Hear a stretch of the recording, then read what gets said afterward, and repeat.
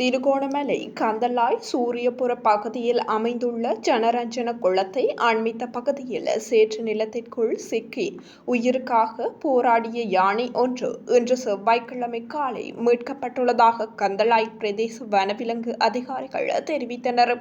கடந்த 5 தினங்களுக்கு மேலாக இந்த யானை புதையுண்டு உயிருக்காக போராடி கொண்டிருந்த நிலையில் அப்பகுதி விவசாயிகள் உரிய அதிகாரிகளின் கவனத்திற்கு கொண்டு வந்ததை அடுத்து குறித்த யானை உயிருடன் காப்பாற்றப்பட்டுள்ளது.